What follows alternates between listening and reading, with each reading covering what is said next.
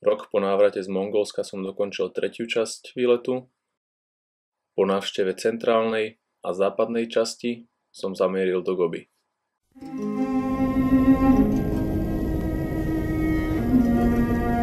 Náš 8-dňový výlet prebiehal tak, že ráno sme si obzreli miesto, kde sme sa nachádzali. Potom sme vyrazili na cestu. Celý deň sme strávili v aute.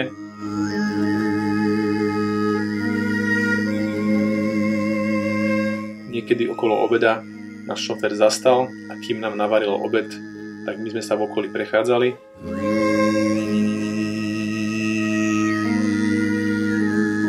Večer sme dorazili do cieľa, na druhý deň ráno sme si miesto obzreli a tento cyklus pokračoval každý deň.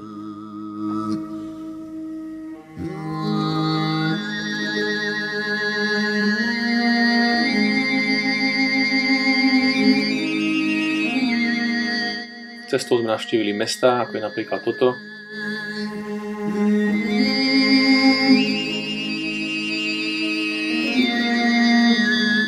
Kde sme nabrali vodu na varenie.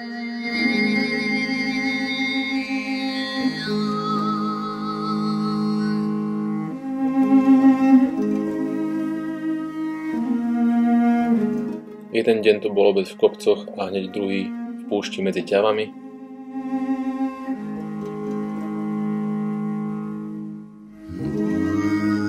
A potom sme išli spať buď do hostovských jurt, alebo sme prespali u niekoho na zemi.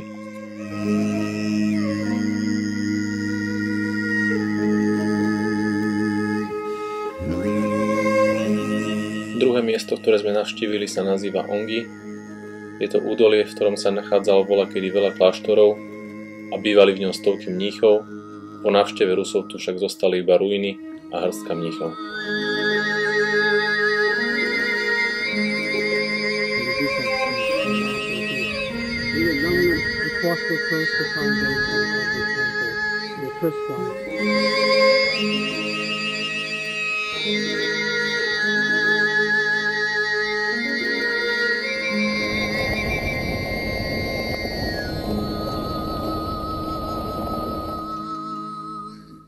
Toto je jedno z ďalších miest, ktoré sme si mohli obzrieť počas obedovej prestávky.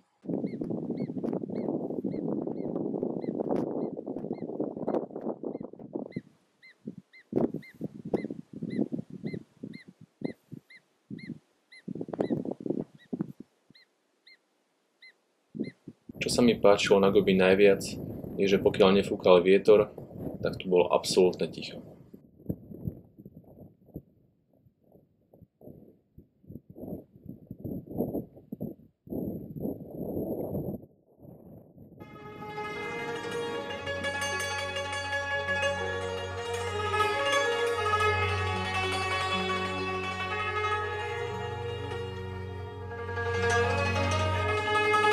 Toto bol prvýkrát, čo sa nám auto pokazilo, konkrétne to bol defekt. Za 8 dní sa nám auto v celku pokazilo 5 krát.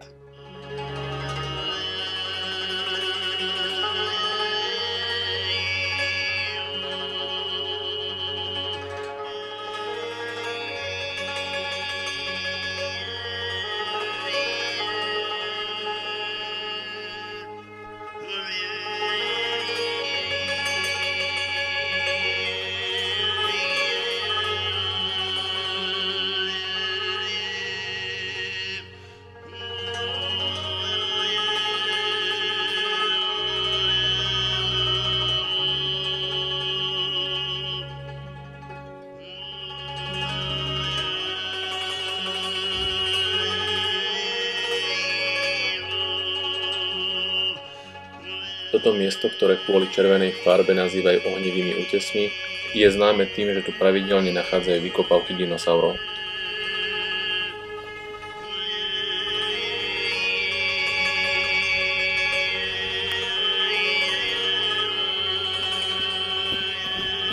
Keď presedíte celý deň v aute, tak aj kopa piesku vie priniesť veľa radosti.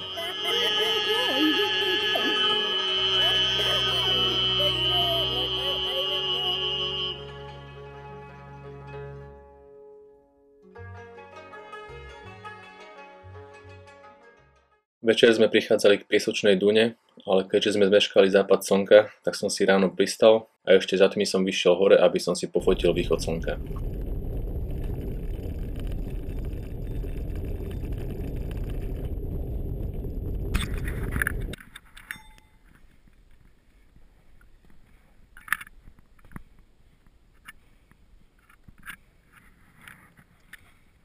Bol tu mrazivý vietor a keďže bolo skoro ráno a ja som nemal raňajky, tak mi výstup na asi 300 metrov vysokú dunu zabral asi 1 hodinu.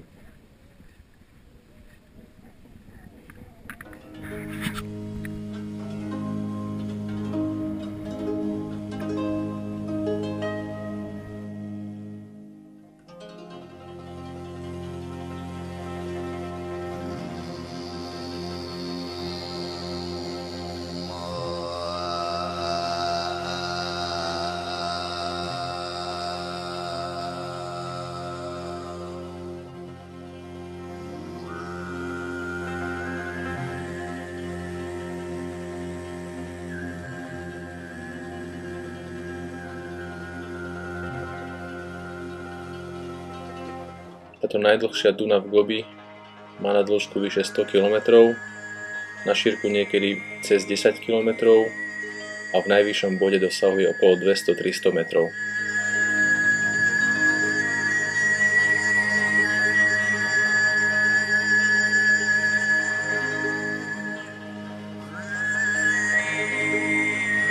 Jej meno v doslovnom preklade znamená spievajúca Duna a je to tým, že keď sa tu spustí takáto malá lavína, tak trením piesku vzniká veľmi hlboký nízky tón. Žiaľ, môj mikrofón zachytil iba vietor.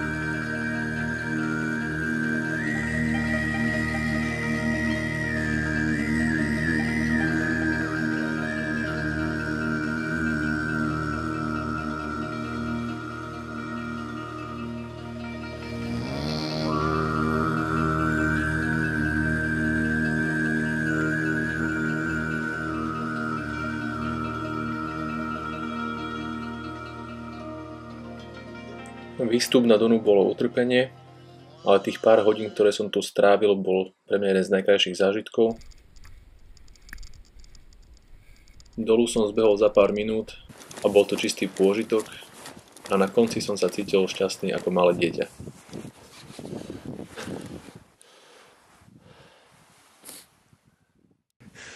Najväčšia piesková Duna v Gobi dnes ráno patrila iba mne.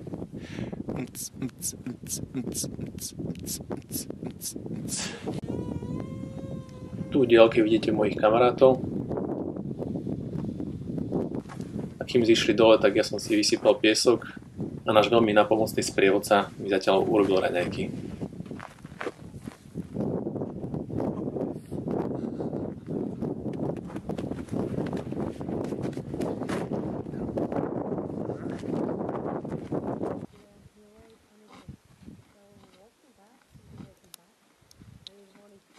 A ako každý správny turista zajazdili sme si aj na ťavách.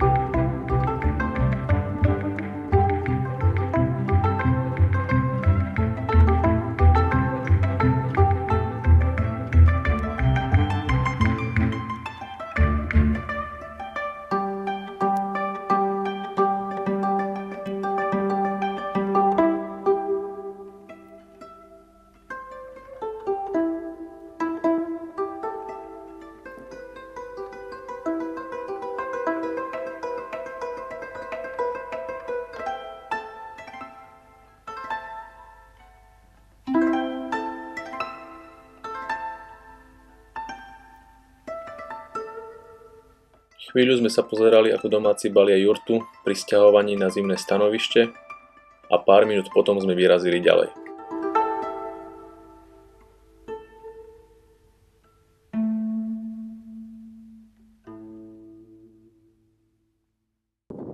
Len pár minút po odchode sa naše auto znova pokazilo. Po tejto oprave náš poverčivý sprievodca povedal, že dievčatá už nemôžu sedieť vpredu, ale to je dlhší príbeh.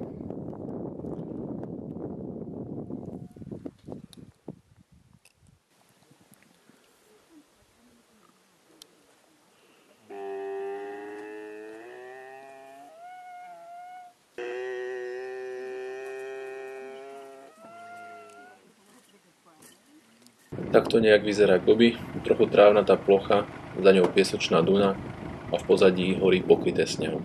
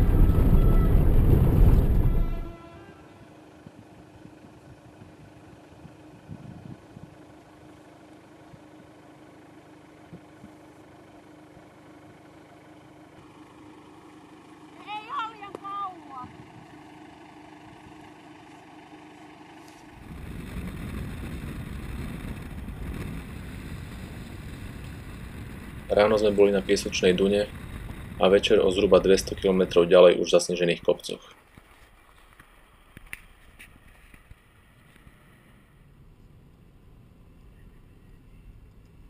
V tejto jurte sme prespali, teplota vnútri bola len kúsok nad nulou.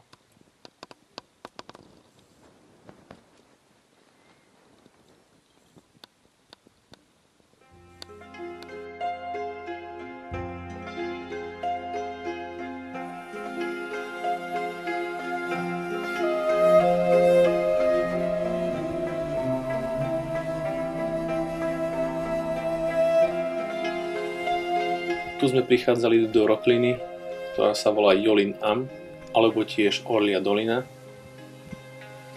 ktorá je známa tým, že počas celého roka sa tu môže udržať ľad. My sme sem prišli na začiatku zimy, tak sme mali aj sneh.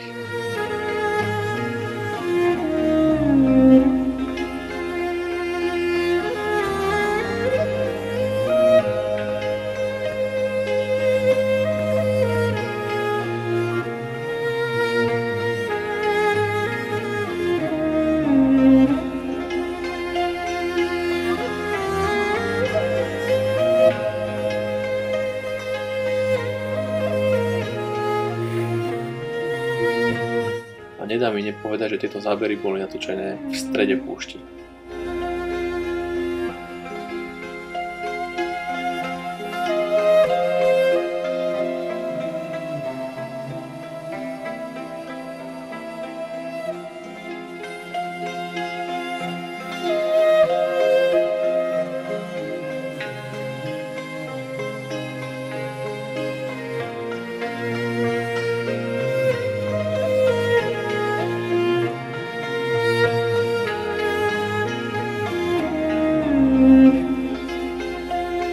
Doteraz nechápem, ako náš šofér našiel cestu aj po tme, keďže polných ciest je tu naozaj veľa a na križovatkách nie sú žiadne dopravné značenia.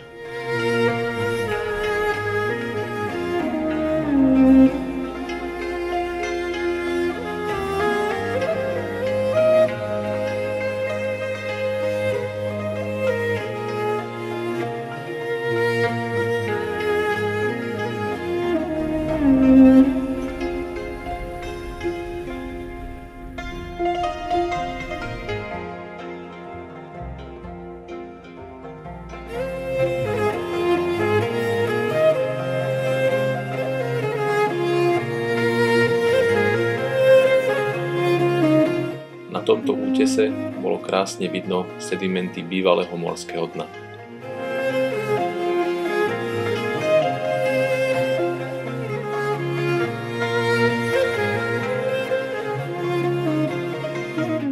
rýchlejšie sa človek vracal k Ulaanbaataru, tým viacej asfaltových ciest sme videli.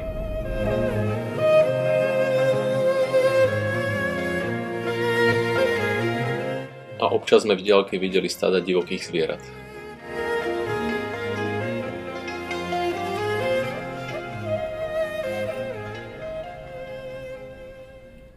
A na záver sme navštívili posvätné miesto, ktoré je známe tým, že mnohí mnísi sem chodia meditovať.